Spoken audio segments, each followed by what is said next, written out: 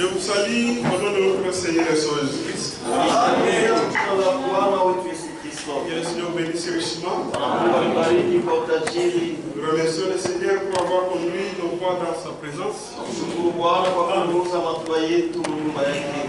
C'est un grand privilège d'adorer le véritable et seul vrai Dieu. Pendant qu'il y a des milliers qui ne savent même pas ce qu'ils nous adorent. Mais nous, qui sommes de la même nature qu'eux, mais le Seigneur nous fait grâce d'adorer un véritable Dieu. Que le Seigneur bénisse. Je remercie grandement le Seigneur pour m'avoir protégé pendant une semaine de prédication avec l'acte de Luano. Le Seigneur m'a gardé jusqu'à la fin. Je le remercie du fond du cœur. Je vous transmets les salutations des frères et sœurs du tabernacle de Luano. Ils vous ont salué au nom de Jésus-Christ. Sans plus tarder, je vous invite à vous lever pour lire la parole de Dieu. Prenons Jean chapitre 3. Nous commençons à partir du verset 14 jusqu'au verset 16. Je lis au nom de notre Seigneur Jésus-Christ. Et comme Moïse éleva le serpent dans le désert, il y faut de même que le Fils de l'homme soit élevé, afin que quiconque croit en lui ait la vie éternelle. Car Dieu a aimé le monde qu'il a donné son Fils unique, afin que quiconque croit en lui ne périsse point, mais qu'il ait la vie éternelle. Que le Seigneur bénisse la lecture de sa parole. Je veux prier. Bien-aimé Père Céleste, au nom de Jésus-Christ, te remercions. Nous voici dans ta présence parce qu'il est écrit là où deux ou trois sont ensemble à mon nom, je suis au milieu d'eux. Nous sommes venus, Seigneur, parce que nous savons que tu es fidèle à tes paroles. C'est pourquoi ce soir, comme tu as dit, il n'y a personne qui enseignera son prochain. Nous tous nous mettons à tes pieds pour t'écouter, toi le grand enseignant, qui est le grand berger. Nous te confions nos âmes entre tes mains. Circoncis nos oreilles, afin que nous puissions écouter comme écoute le vrai disciple. Bien-aimé Père, je ne suis qu'un homme. Je ne connais rien. Je n'ai rien appris à tes enfants. Mais il est écrit, il est monté au ciel, il a fait des dons aux gens. C'est pourquoi je m'abandonne entre tes mains. Assiste-moi. Ôte-moi de la scène, pour que nous tous nous soyons bénis et que ton église soit édifiée. Nous te demandons ainsi, au nom de notre Seigneur Jésus-Christ. Amen. Que le Seigneur bénisse. Par la grâce de Dieu, nous allons voir Jean chapitre 3, verset 16. Tellement que le titre est long, on peut nous aider à écrire, mais ça va occuper de l'espace. Car Dieu a tant aimé le monde et qu'il a donné son Fils unique, afin que quiconque croit en lui ne périsse point, mais qu'il ait la vie éternelle.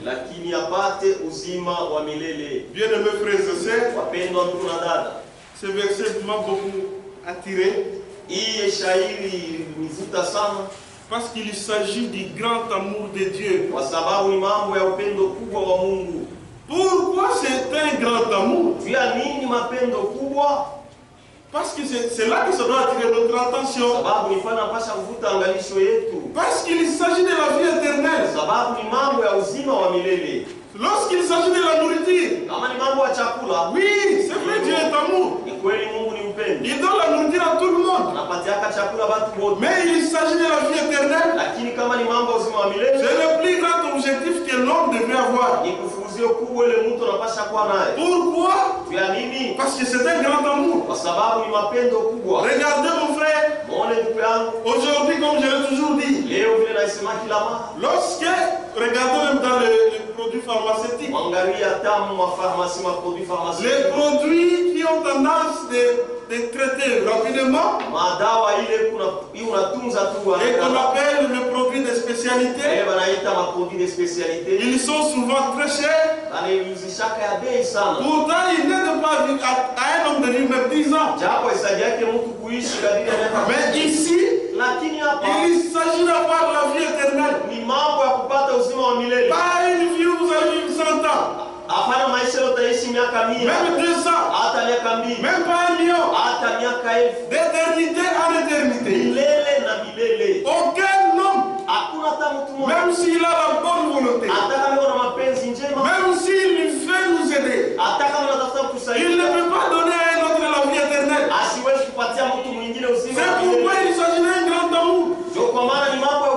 Et pourquoi c'est un grand amour? Parce que c'est lui qui nous l'a donné. Il n'a rien à gagner en retour. Parce qu'il est Elohim. Il se suffit de lui-même. Que le Seigneur bénisse. C'est pourquoi, avant de parler de la vie éternelle, il faut bien comprendre pourquoi l'homme se retrouve subitement dans un besoin urgent de vivre. Parce qu'il a perdu ça. Que le Seigneur bénisse. C'est pourquoi Frère Franck dit, avant même de parler à quelqu'un de la vie éternelle, il faut d'abord comprendre comment cet homme, l'origine d'abord de la chute de l'homme. L'homme s'est retrouvé comment sans la vie éternelle? Parce qu'en réalité, si l'homme, un homme qui n'a pas la vie éternelle, cet homme est mourant. Comment l'homme se retrouve dans cet état? Que le Seigneur bénisse. Disons d'abord écoutez ce que Frère Franck dit.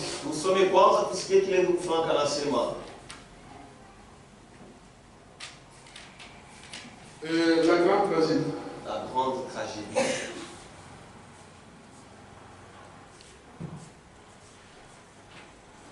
Page 16. Kurasa wa 16.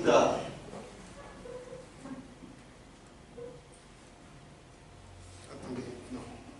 Prenons le christianisme. C'est là.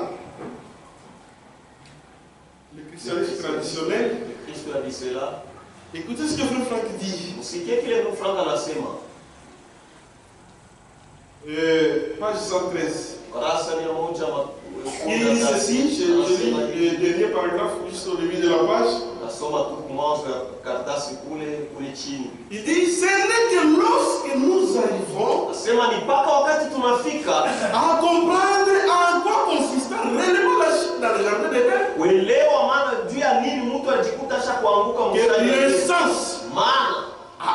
que le sens et la portée de l'acte de rachat, je reprends.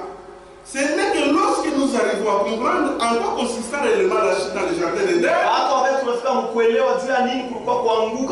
que le sens et la portée de l'acte de rachat, qu'il y est pour nous faire ressortir de cette chute, deviennent clairs. Déjà la notion de chute tayari mambo ya kuanguka fait entrevoir ce qui s'est passé. Iko naonesha mambo yalipitikanaka. Que le Seigneur bénisse. Bwana mbariki. comprendre comment et quelle est l'importance de la vie éternelle. Parce que mon frère, la vie éternelle, c'est le plus grand cadeau que Dieu puisse faire à un homme. Parce que sans rien, ça rien n'attend en retour. C'est pourquoi on doit comprendre. Même la médecine, dans la médecine. Même dans la médecine. Avant même de soigner une maladie, il faut comprendre la logique de la maladie. C'est comme ça qu'il est. Ou bien savoir d'abord là, c'est quelle maladie qui fait souffrir l'homme. C'est à ce niveau-là que vous pouvez savoir quel est le médicament qu'il faut donner à cet homme. Quel est le Seigneur bénisse. L'homme s'est retrouvé dans la chute après avoir désobéi à ce que Dieu a dit. Parce que l'unique source de vie, c'est Dieu. L'unique manière de vivre, c'est être en communion avec la source de vie. Que le Seigneur bénisse. C'est l'unique façon de vivre. S'il n'y a pas de communion avec la vie, c'est fini. C'est pourquoi, à l'absence de la vie, c'est la mort qui s'installe.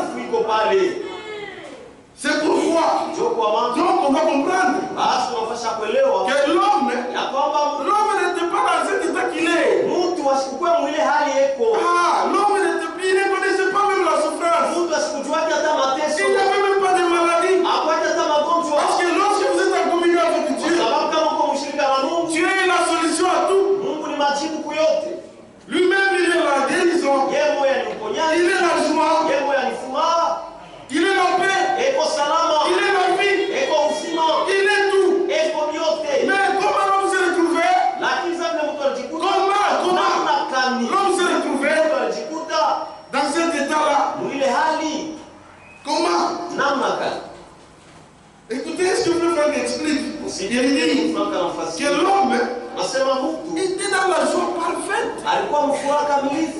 Parfaite. Mais il se retrouve un homme mourant. Toujours dans la grande tragédie.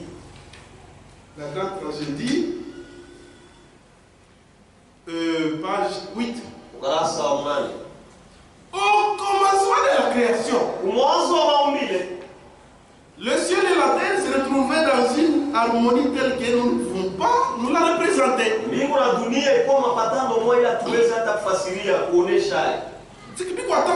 C'est difficile. C'était tellement parfait. C'était le ravissement. Le ravissement de Kuzuri, et la félicité. Les armées célestes présentaient l'adoration à Dieu devant le trône. Les seigneurs visitaient les premiers habitants.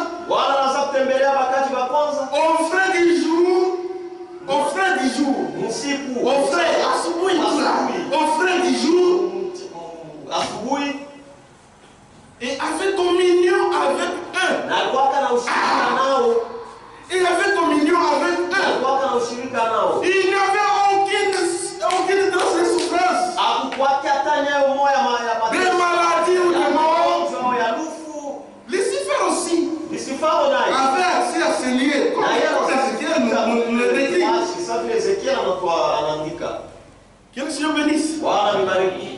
C'était la joie, la paix, pas de souffrance. Cette vie-là, frère, c'est une vie extraordinaire. Mais, curieusement, aujourd'hui, cela devient seulement une histoire. Pourquoi? Prenons Genèse.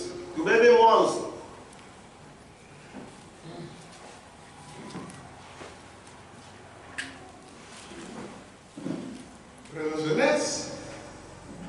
Chapitre 2, verset 16. La Bible dit, l'Éternel Dieu donna cet ordre à l'homme. Tu pourras manger de tous les arbres du jardin, mais tu ne mangeras pas de l'arbre de la connaissance du bien et du mal. Car les jours où tu en mangeras, tu mourras.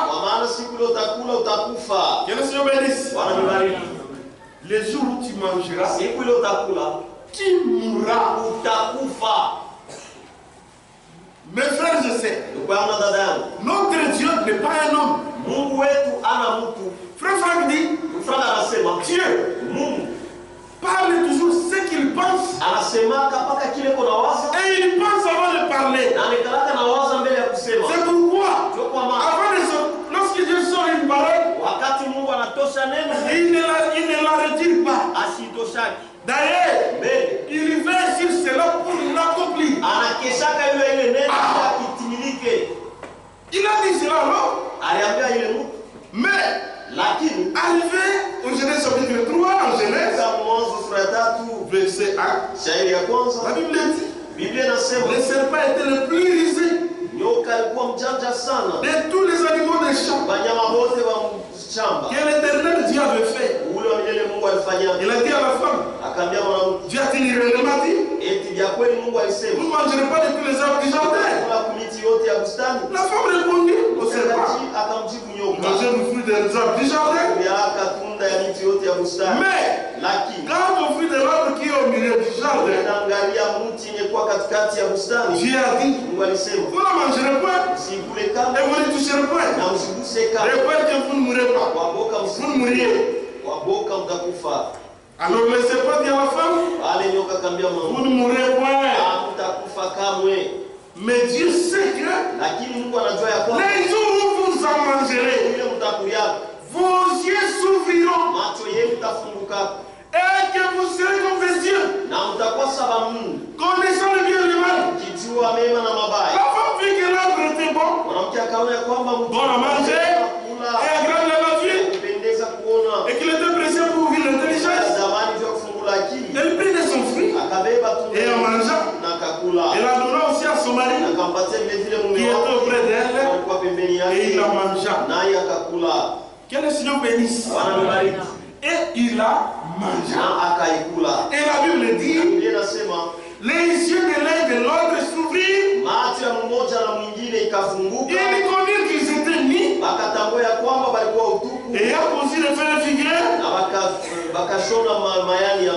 Et ils s'enfilent des ceintures. Le problème a commencé. Le Seigneur a dit, les jours que vous en mangerez, vous mourrez. Et ils ont mangé. Le problème a commencé. Frère Franck dit quelque chose d'important. Il dit ceci. À quoi sert de connaître le bien et le mal et d'être quand même séparé de Dieu? À quoi ça sert? On a eu besoin. Quand tu connais le bien, tu connais le mal. Mais tous les privilèges que tu as fait là, tu paies ça. Ça sert à quoi? Lisons d'abord, il dit quelque chose d'important là. C'est pourquoi l'homme, après avoir mangé, il s'est retrouvé dans des problèmes.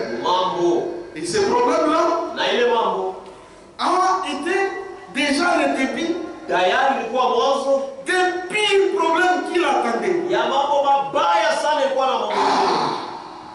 Disons. Le christianisme traditionnel. Le christianisme traditionnel. Prenons la page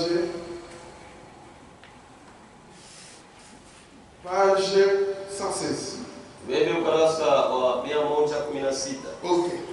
Page 116. C'était une parole agréable.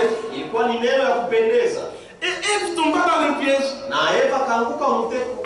Eve tomba dans le piège. Eva kaanguka mtego. Va servir plus tard. Vos yeux seront ouverts. Et connaissant le bien et le mal. Dans un état séparé de Dieu. Et livré à la mort. C'est pourquoi mes frères. Aujourd'hui. Tous les hommes. Ils soient bons. Ou mauvais. Ils savent distinguer le bien du mal. Ils savent. Sinon, les gens ne devraient pas se cacher avec le péché. Ils savent que c'est un problème. Maintenant, à quoi ça sert de connaître le bien et le mal, mais d'être quand même séparé de Dieu? À quoi ça sert? Depuis lors, chaque homme peut juger par lui-même ses actions et différencier les bons du mauvais, les mensonges et la vérité, et ainsi de suite. C'est pourquoi tous les hommes seront responsables aujourd'hui du jugement de l'Église. Et ils seront jugés après leurs actes. C'est vrai. Ils disent réellement. Les yeux ouverts. Et la toute première des choses qu'ils ont vues, ils étaient nus. Ils étaient nus. Et déjà, un problème a commencé. Vous savez, un état où vous êtes séparés de Dieu, c'est un état misérable, très dangereux. Vous êtes la proie de Satan. Le seul qui peut vous protéger de Satan, le seul qui peut vous protéger de Satan, Dieu seul, et seul Dieu. C'est seulement Dieu que Satan craint. À part Dieu, toutes les églises ici, ce sont des habitations de démons. S'il n'y a pas Dieu, il y a la mort. Maintenant, l'homme se trouve dans cet état-là. Lui-même, ce n'est pas Dieu. Ce n'est pas Dieu.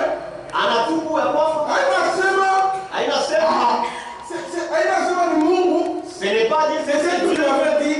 Bon, écoute, tu peux quand même essayer. Et après, on verra ce qui viendra. Non, Dieu lui a dit, les jours que tu mangeras, tu mourras. Et il était clair.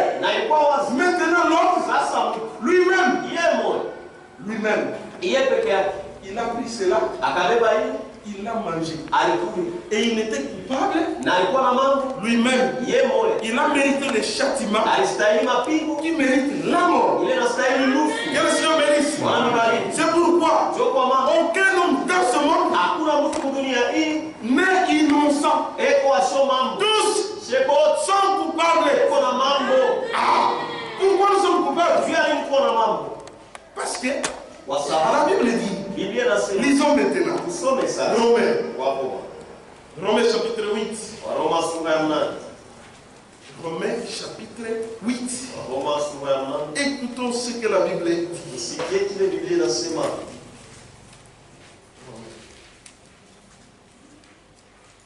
Non, pardon. Romains chapitre 5, on commence au verset 12. Il dit, c'est pourquoi, comme par un seul homme, le péché est entré dans le monde. Que le Seigneur bénisse. Aujourd'hui, nous faisons d'abord la fondation. Pour comprendre que aucun homme n'est innocent. Et c'est pourquoi. Parce que pour comprendre la valeur de la vie éternelle et l'urgence qu'il y a à chercher rapidement la vie éternelle. Parce que lorsque la Bible dit, aujourd'hui si vous entendez sa voix, n'endurcissez pas votre cœur. Parce D'abord, pour commencer, vous n'êtes pas innocent. Les quelques instants que le Seigneur vous donne, profitez-en.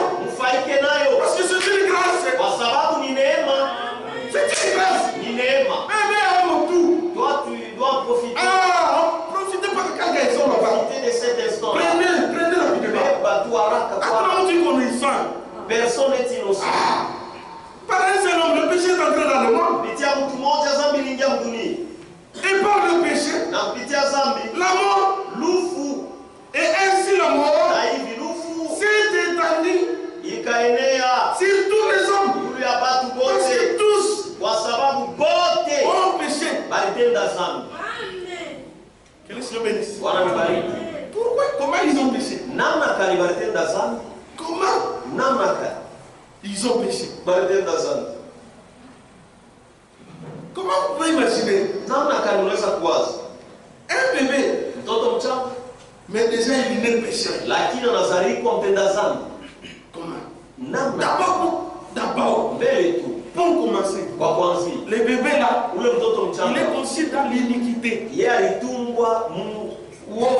C'est déjà un problème. Frère Franck explique. Par quel moyen? Maintenant, comment tous nous il explique. Le christianisme traditionnel. Page 116. Il dit, comme on le sait au milieu de la page. Je lis au milieu de la page. Comme on le sait, la nature, le caractère et les particularités de l'être humain sont produits par des dispositions héréditaires. Des dispositions héréditaires.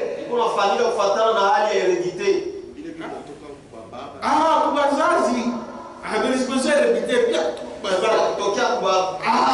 Héréditaire qui se trouve dans les chromosomes.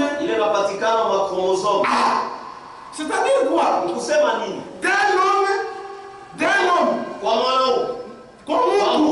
D'un homme ne peut sortir que l'homme. D'un péché ne peut sortir que le péché. C'est comme ça. Alors, il continue à dire ça. Les transmissions c'est fait par l'union des cellules lors de la procréation. Lors de la procréation. C'est de cette manière qu'est entrée dans l'humanité la nature pécheresse. Que le Seigneur bénisse. C'est de cette manière. Du serpent.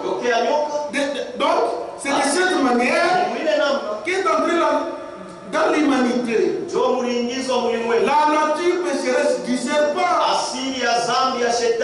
C'est-à-dire de Satan qui est rebelle à Dieu.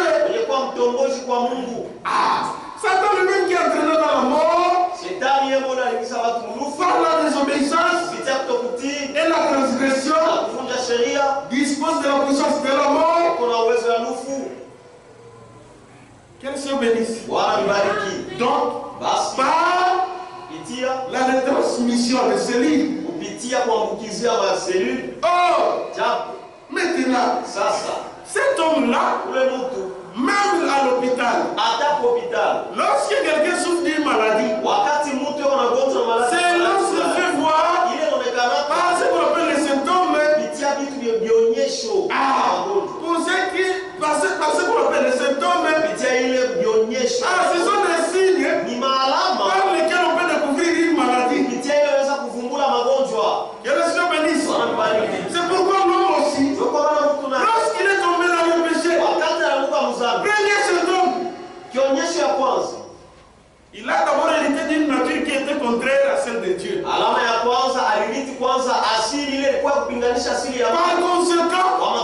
il n'avait pas d'autre choix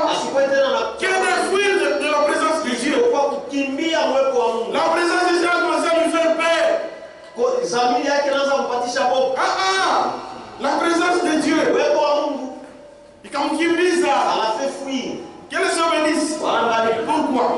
Il s'est retrouvé nu. Akajikuta utupu. Et la Bible dit, na Biblia inasema un homme qui est mort. Mtu mwenye kufa.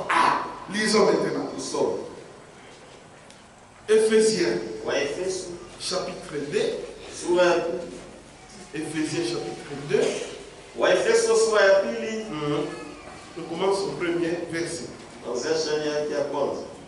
Vous étiez morts par vos offenses et par vos péchés. Vous étiez morts par vos offenses et par vos péchés, dans lesquels vous marchiez autrefois, selon les traits de ce monde. Que le Seigneur bénisse. Donc l'homme, il a entraîné même la création dans sa chute. Possédant maintenant la nature animale, il est devenu un homme animal. Qu'est-ce qu'il doit faire? Il commence à s'adapter à son environnement. C'est pourquoi cet homme, comme il n'a plus communion avec Dieu, il se retrouve séparé de Dieu. Cet homme cherche maintenant à s'adapter à son environnement. C'est pourquoi la Bible dit l'homme, c'est lui qui est né de l'esprit de Dieu. C'est lui qui marche selon l'esprit de Dieu. Ça fonctionne aux choses de l'esprit. Mais un homme charnel, ça fonctionne aux choses de la chair. C'est-à-dire c'est par rapport à la nature qu'il a. C'est que comme l'homme est toujours responsable de la nature qu'il a, l'homme n'a pas d'autre choix. D'abord pour trouver la nourriture, ça devient difficile. Mais lui qui est déjà habitué, à vivre dans la joie, dans la paix, il fait comment? Il vole. Alors il doit facilité. Il va chercher la facilité. Il a quoi là? C'est qu'il avait. Oh, c'est impossible. Parce que la nature qui te permettait de vivre comme ça. Là-bas. Vous marchiez autrefois. Selon les traits de ce monde. Selon le presque la puissance de l'air. De l'esprit qui agit maintenant dans le fils de la rébellion. Donc l'homme, il devient un homme animal. Voilà la source des problèmes. Bon, les mensonges est entré. L'homme regarde, il se dit, pour trouver cette chose ici facilement, alors je dois mentir. Tout simplement parce que il marche selon l'esprit. L'esprit qu'il a, c'est pourquoi la source des problèmes, c'est la séparation avec la source de vie. Lorsque cette communion est rompue, tout s'installe. C'est pourquoi un homme qui n'a pas encore reçu Jésus-Christ, quelle que soit l'apparence qu'il peut avoir, il est moins sérieux. Frère, c'est une question de nature.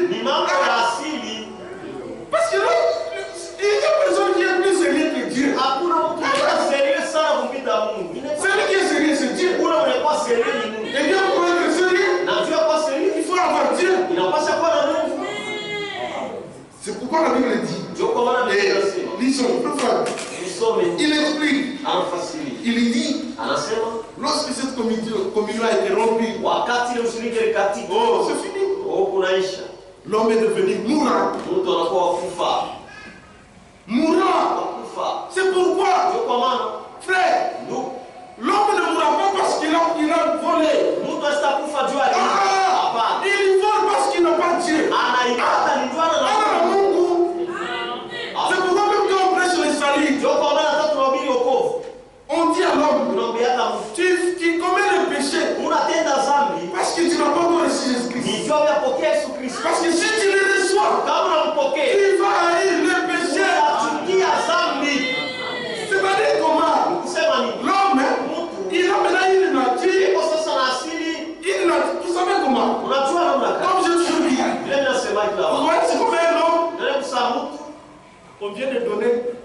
comptes finaux. Vous voulez partir des comptes finaux?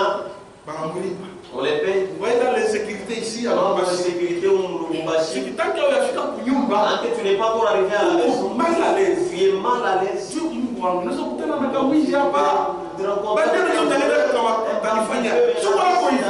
as toujours l'environnement n'est pas bon. Mais tu as des choses. C'est la même chose. Un homme qui a Jésus-Christ. Il a une richesse.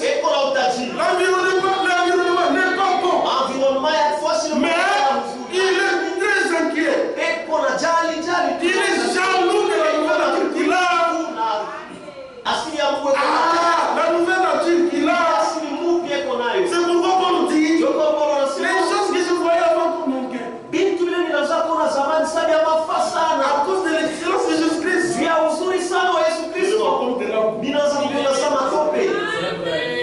Que Dieu bénisse. Maintenant, Frère explique, il dit cette communion était rompue. Et lorsque la communion est rompue, c'est fini. Toujours la grande tragédie. Il dit l'histoire de la grâce et du malheur, page 10, et du malheur a pris son cours dès le commencement. Dès le moment là, et dès ce moment, la communion entre l'homme et Dieu était détruite. Pourquoi? L'homme lui-même est le coupable.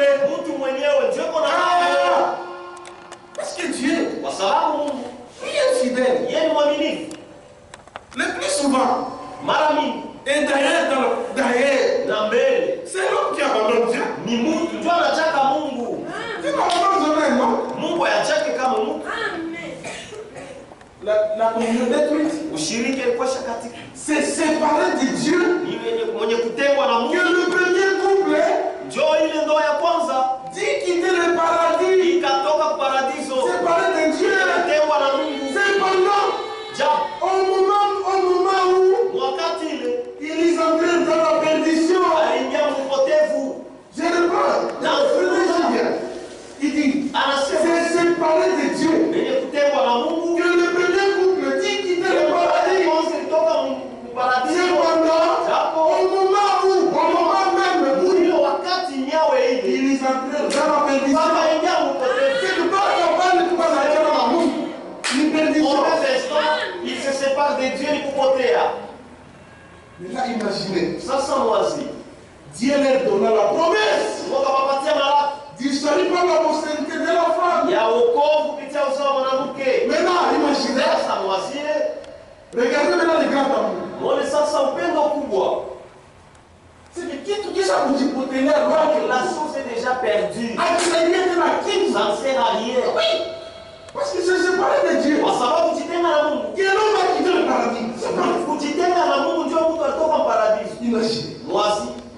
Mais un homme comme ça, séparé de Dieu, mais Dieu pense quand même à lui. C'est malgré ça. Ça marche. Je ne peux pas le laisser. C'est pourquoi la Bible dit c'est possible de mourir pour un juste. Mais si nous ici tout mérité, nous n'avons pas mérité. Lisons. Nous sommes. Romains. Bravo. Nous sommes toujours dans Romains. Et prenons Romains. Écoutez ce que la Bible dit.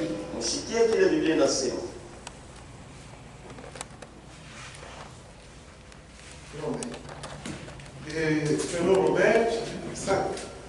Romains sur la table. Verset 7. À peine.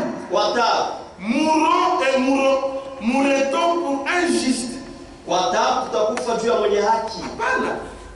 peine mourrait-on pour un juste. Juu ya haki mtu anaweza kufa kwa taabu. À peine mourrait-on pour un juste. C'est que mtu wa haki.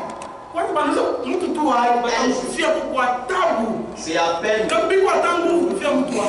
Alors si c'est difficile. difficile pour mourir pour un homme qui n'a pas de problème. Ou bien comme nous sommes ici. Un innocent, on veut le tuer là. Il n'a pas tout le monde qui acceptera de prendre la place de cet homme. Et tu ne crois pas, on laisse à kufa Dieu à mon haki. Quelqu'un peut-être mourrait-il pour un homme de bien. Mais Dieu prouve son amour envers nous. Ainsi que lorsque nous étions encore des pécheurs, Christ est mort pour nous. Voilà. Lorsque nous étions encore des pécheurs, il fallait qu'il meure pendant que nous étions justes. Et c'est difficile. Parce que pour que vous soyez juste, il faut être en communion avec Dieu. Vous devez être en communion avec Dieu. Mais l'homme lui-même, il s'est séparé de Dieu. Il s'est retrouvé dans un état de souffrance. Mais Dieu a prouvé son amour. Pendant que nous étions encore des pécheurs, Christ est mort pour nous.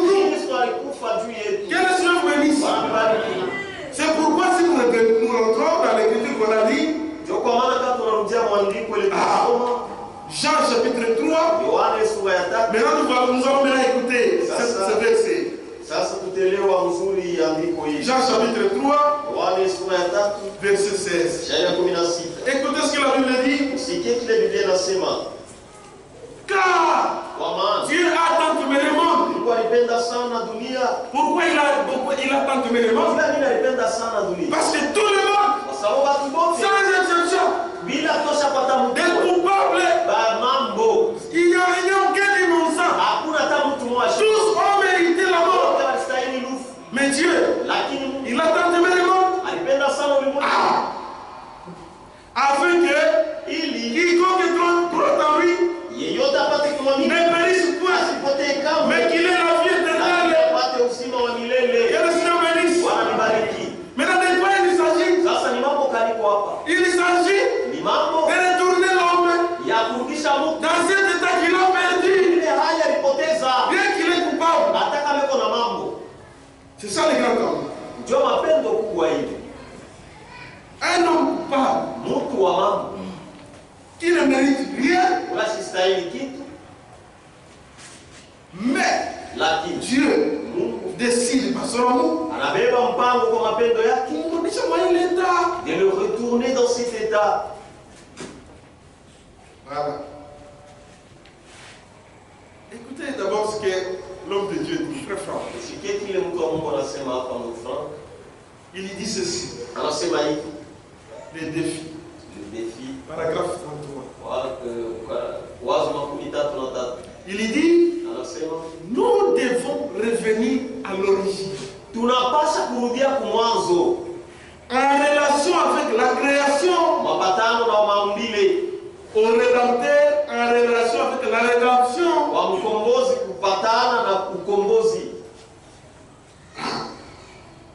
Donc, vous voyez, il a gagné au Combozi. C'est concernant la rédemption, nous retournons rédempteur. Que le Seigneur bénisse. Donc, ici, l'homme veut retrouver.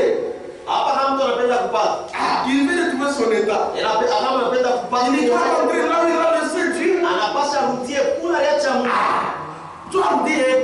Il doit rentrer là-bas. Et il dit, le seul et glorieux plan du salut de Dieu, de notre Dieu, consiste en ce qu'il veut replacer ce fils et ce fille dans leur position originelle. Mon frère, quelle position? Oui, il n'y a pas de souffrance. Il n'y a pas de mort. Frère, il n'y a pas de fatigue. Et nous sommes à vivre 1000 ans. Ce n'est pas que vous allez vivre 1000 ans. D'éternité en éternité. Sans souffrance. Regardez même cette fille ici. Il y a matin, il y a nuit. De souffrance. Mais votre peine de lui perdre. Les gens ne veulent pas perdre cette vie. C'est certes qu'il y a des souffrances. Mais que je sois guéri, mais que je continue.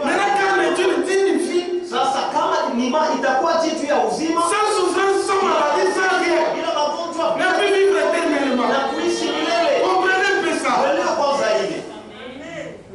Si déjà cette vie avec souffrance, kama tayari tuna hii maisha ya atupendake mais la terre de Dieu dit une vie sans souffrance. Itakuwa jitu ya maisha ya sio mateso. Voilà le grand amour. Jo mapendo kubwa hili.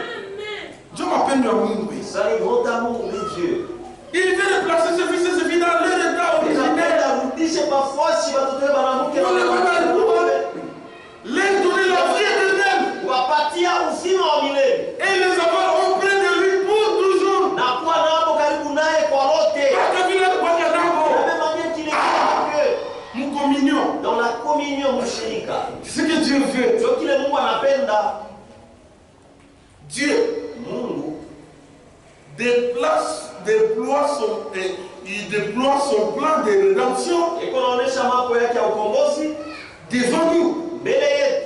Et il nous rend participants de sa réalisation. Il ne s'agit pas d'avoir une certaine connaissance. La connaissance. Si vous n'avez pas la communion avec Dieu, ça ne va te servir à rien. Ça ne te servira à rien. C'est pourquoi on a toujours dit la véritable église de Dieu vivant travaille jour et nuit pour mettre les gens en communion avec Dieu. Mon frère, c'est mieux que tu ne connaisses rien, mais que tu connaisses le véritable Dieu. Même si tu ne sais pas la connaissance dont nous avons besoin, nous voulons connaître notre Dieu afin de vivre dans sa volonté. Ça nous suffit. Hapana wa théologie, il ne s'agit pas d'une simple connaissance. Une connaissance de Dieu. Mais bien d'avoir la connaissance juste. C'est-à-dire que Dieu était en Christ. Son fils seul engendré, qu'il avait envoyé, étant personnellement présent pour réconcilier le monde avec lui-même. Dieu connaissance, il est. C'est ça la connaissance. Qu'elle se bénisse. Maintenant, ça. Comme il s'agit d'une communion rompue, et l'absence de cette communion a laissé la place à la maladie, à la souffrance. Mais Dieu, par sa grâce, c'est pourquoi il est riche en miséricorde.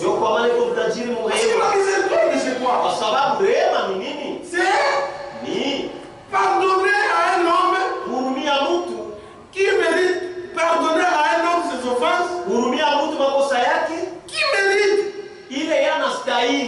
mérite le mort, pas un innocent, un coupable, mais je le pardonne gratuitement.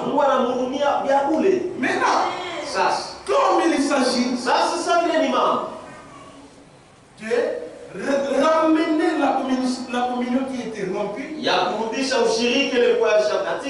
la question est à savoir qui pouvait le faire. Qui pouvait le faire? Parce que tous les hommes sont des coupables. Un coupable qui peut défendre un autre coupable, c'est impossible. C'est pourquoi Dieu d'amour, par sa grande miséricorde, il a dit, celui-ci, c'est mon enfant. Je l'ai créé à mon image. Je ne le laisserai pas tomber. Je n'enverrai pas quelqu'un. Je viendrai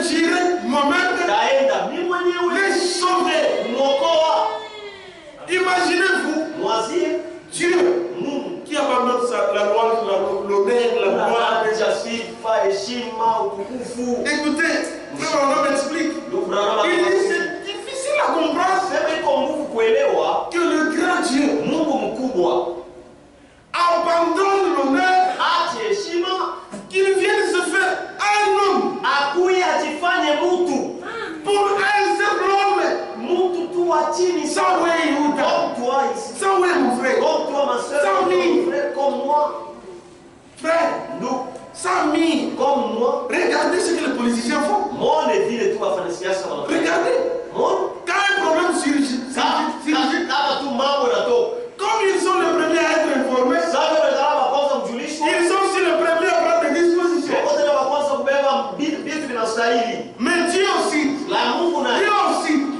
il connaît la fin d'une chose avant son commencement. Mais il n'a pas pris les dispositions. Il n'a pas pris les dispositions pour t'abandonner. Il a dit pour l'homme, je vais tout abandonner pour aller les sauver. Dieu m'appelle nous ça. Voilà l'amour. Dieu m'appelle nous. C'est ça l'amour. Dieu qui abandonne tout. Mais pour un simple homme. Dieu a tout. La cruauté du péché. Ukali wa dhambi. Paragraphe 101. Wazo 101. Il dit, je peux donc voir tout cet espace qui était Dieu, qui n'a fait ni commencement des jours, ni fin d'année. Il était d'éternité en éternité. Je peux voir tous ces grands espaces. Comment ça s'est condensé comme ceci. Comme ceci. Prendre une forme pareille à un entonnoir. Et se mouvoir simplement là.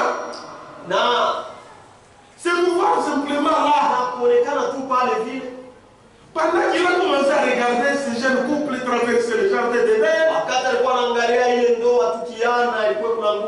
des peaux ensanglantés sur les jambes, des peaux, sur les jambes, il ne pouvait pas supporter cela. Et cela est descendu. Et cela a fait descendre la chose jusque dans le cœur même de Dieu. Le vrai parent, même si le fils a réellement fauté,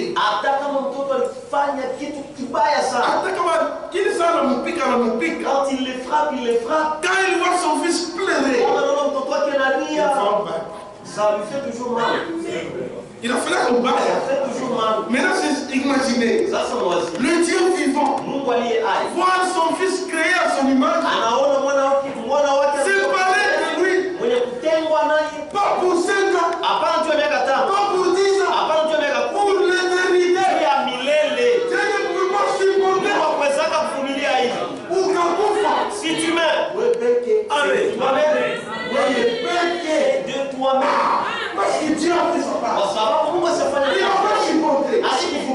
Mais elle a couillé. Mais il est venu. Tout mon père Moïse. Voilà donner sa fille pour un péché. Dieu a obtenu ta somme.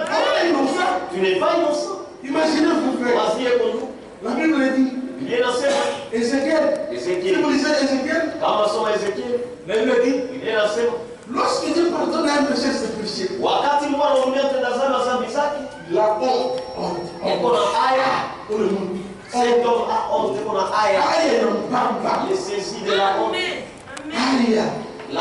C'est pourquoi quand on danse, on n'a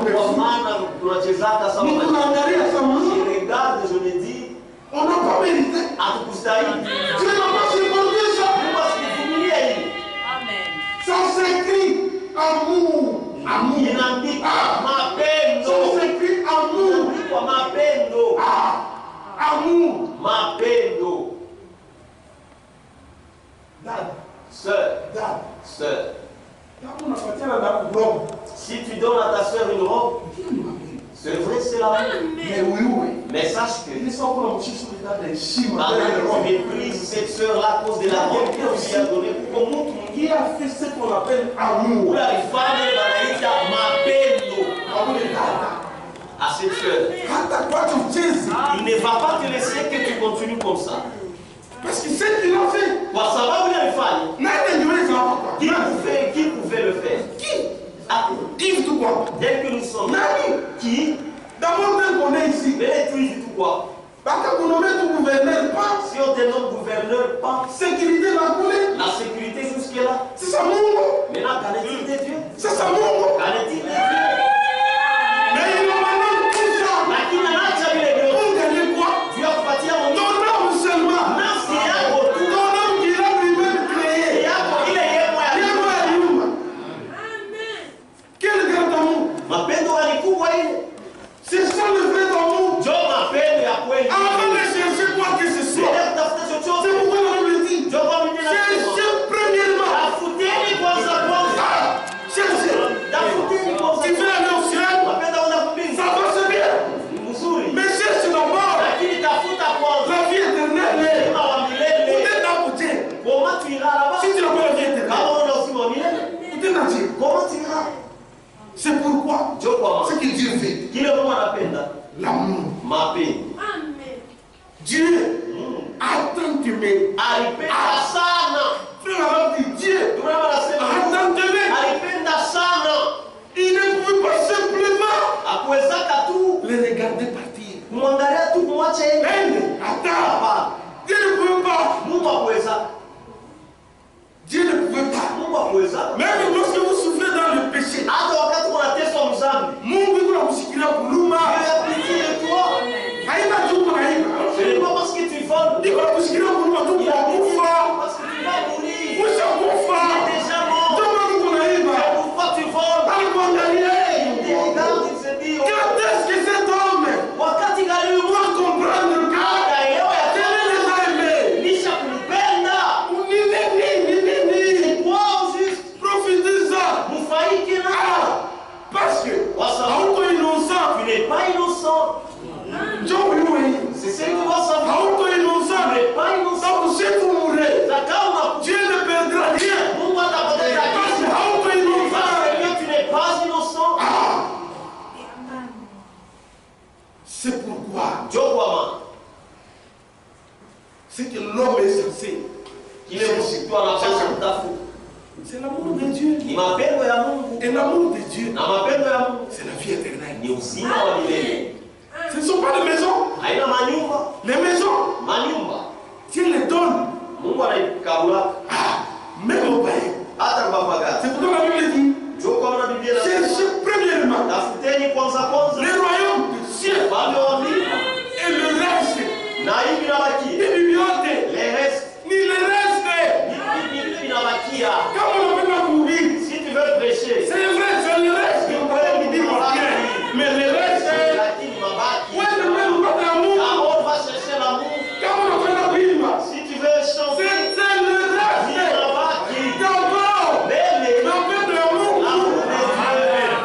Donc, à la sémence. C'est ce qui est important. Parce que. Kwa sababu. Hauko pale. Tu Vous n'êtes pas innocent. hauna washoma. Je ne suis pas innocent. Mimi sina washoma. C'est pourquoi nous nous réjouissons. Ndio kwa maana tunafurahia. Merci, Seigneur. Bwana bariki.